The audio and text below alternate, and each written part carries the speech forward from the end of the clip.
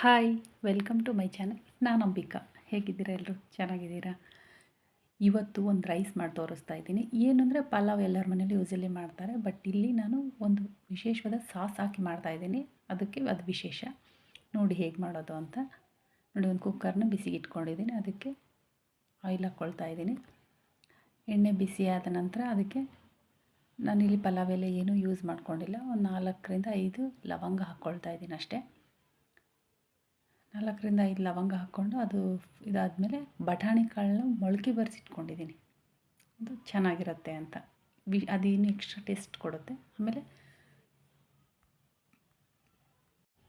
ನಾನಿಲ್ಲಿ ನೋಡಿ ಮಿಕ್ಸ್ ಮಾಡಿ ಉದ್ದುದ್ದಕ್ಕೆ ಸ್ಲೈಸಾಗಿ ಹೆಚ್ಚಿಟ್ಕೊಂಡಿರೋ ಈರುಳ್ಳಿ, ಬೀನ್ಸು, ಕ್ಯಾರೆಟು ಎಲ್ಲನೂ ಅದರಲ್ಲಿ ಹಾಕ್ಕೊಳ್ತಾ ಇದ್ದೀನಿ. ಯಾಕಂದರೆ ನಾವು ಕುಕ್ಕರಿಗೆ ಹಾಕೋದ್ರಿಂದ ಅದನ್ನು ಸಪ್ರೇಟಾಗಿ ಇದು ಮಾಡಬೇಕಂತೆಲ್ಲ ಏನಿಲ್ಲ.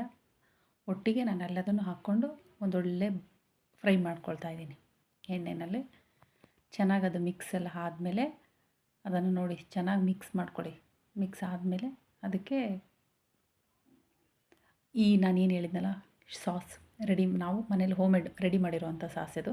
ನಾನು ಇದಕ್ಕೆ ಯಾವ ಎಕ್ಸ್ಟ್ರಾ ಶುಂಠಿ ಬೆಳ್ಳುಳ್ಳಿ ಪೇಸ್ಟ್ ಏನೂ ಹಾಕ್ತಾಯಿಲ್ಲ. ಈ ಸಾಸನ್ನೇ ಹಾಕ್ತಾಯಿದ್ದೀನಿ. ಇದರಲ್ಲಿ ತುಂಬ ಐಟಮ್ಸ್ ಇದೆ.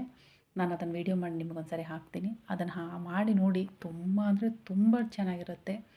ಅದಾದಮೇಲೆ ಅರಿಶಿನ, ರುಚಿಗೆ ತಕ್ಕಂತೆ ಖಾರ, ಉಪ್ಪು ಹಾಕ್ಕೊಂಡಿದ್ದೀನಿ. ನಾನಿಲ್ಲಿ ಹಸಿರುಮೆಣಸಿನ್ಕಾಯಿ ಯೂಸ್ ಮಾಡ್ತಾಯಿಲ್ಲ, ಒಣ ಖಾರದ ಪುಡಿ ಹಾಕ್ಕೊಂಡಿದ್ದೀನಿ.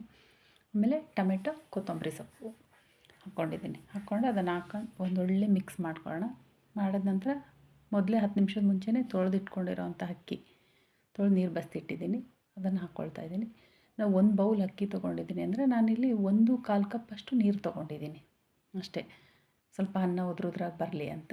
1.5 2 ತೊಗೋತಾರೆ. 2 ತೊಗೊಂಡ್ರೆ ನಮ್ಮ ಮನೇಲಿ ಸ್ವಲ್ಪ ಮಿದುವಾದರೆ ಊಟ ಮಾಡಲ್ಲ. ಅದಕ್ಕೋಸ್ಕರ ರೈಸ್ ತುಂಬ ಅಂದರೆ ತುಂಬ ಚೆನ್ನಾಗಿ ಬರುತ್ತೆ. ನೀವೊಂದು ಸಾರಿ ನೋಡಿ.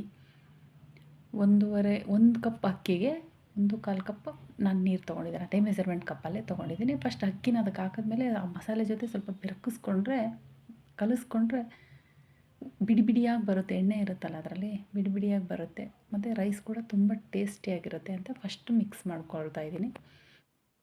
ಅದು ಮಿಕ್ಸ್ ಮಾಡ್ಕೊಂಡಾದ ನಂತರ ನೋಡಿ, ಇಲ್ಲಿ ಇವಾಗ ನಾನು ನೀರಿನ ಅಳತೆ ತೊಗೊಂಡು ಹಾಕ್ತಾಯಿದ್ದೀನಿ. 1 ಕಪ್ ಬೌಲಲ್ಲಿ 1 ಬೌಲ್ ನಾನು ರೈಸ್ ತೊಗೊಂಡಿದ್ದೀನಿ.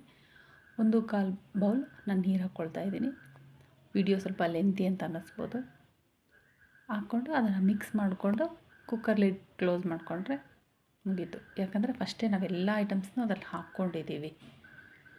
ಖಾರ, ಉಪ್ಪು, ಅರಿಶಿನ ಪೇಸ್ಟು ಎಲ್ಲ, ಅದು ಶುಂಠಿ ಬೆಳ್ಳುಳ್ಳಿ ಪೇಸ್ಟು, ಸಾಸು, ಎಕ್ಸ್ಪೆಷಲಿ ಸಾಸೇ ಇದಕ್ಕೆ ಇಂಪಾರ್ಟೆಂಟು. ಮೇಯ್ನ್ ಟೇಸ್ಟೇ ಅದಕ್ಕೆ ಸಾಸು. ಪಲಾವ್ ಯೂಶಲಿ ಎಲ್ಲರೂ ಮಾಡ್ತೀವಿ, ಇವರೇನು ಸ್ಪೆಷಲ್ ಅನ್ಬೋದು, ಬಟ್ ಆ ಸಾಸ್ ಹಾಕಿರೋದ್ರಿಂದ ಅದು ಸ್ಪೆಷಲ್ ಆಗಿದೆ. ನಾನು ನಿಮಗೆ ತೋರಿಸ್ತೀನಿ. ನಾನಿಲ್ಲಿ 2 ವಿಷಲ್ ತೊಗೊಳ್ತಾ ಇದ್ದೀನಿ ಅಷ್ಟೇ. ಆಗಿದೆ ನೋಡಿ. ವಾವ್, ಕಲರ್ಫುಲ್ಲಾಗಿ ಕಾಣಿಸ್ತಾ ಇದೆ ಅಲ್ವಾ? ಎಸ್, ಬಿಡಿ ಬಿಡಿಯಾಗಿ ಬಂದಿದೆ ಅನ್ನ. ಎಲ್ಲೂ ಗಟ್ಟಿಯಾಗಿರಲ್ಲ, ಏನಿಲ್ಲ, ತುಂಬ ಚೆನ್ನಾಗಿ ಬಂದಿದೆ ನೋಡಿ. ರೈಸ್ ಎಷ್ಟು ಉದುರಾಗಿ ಹರಳಾಗಿ ಬಂದಿದೆ.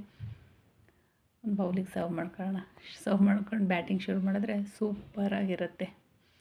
Thank you for watching. ದಯವಿಟ್ಟು ಸಬ್ಸ್ಕ್ರೈಬ್ ಮಾಡ್ಕೊಂಡು ನೋಡಿ, ಸಪೋರ್ಟ್ ಮಾಡಿ, ಒಂದು ಲೈಕ್ ಕೊಡಿ. ನಿಮ್ಮ ಲೈಕ್ ನನಗೆ ತುಂಬ ಇಂಪಾರ್ಟೆಂಟು. ನೆಕ್ಸ್ಟ್ ವೀಡಿಯೋ ಮಾಡೋಕ್ಕೆ ಮೋಟಿವ್ ಆಗುತ್ತೆ. Please like and share, subscribe. Thank you for watching. Bye.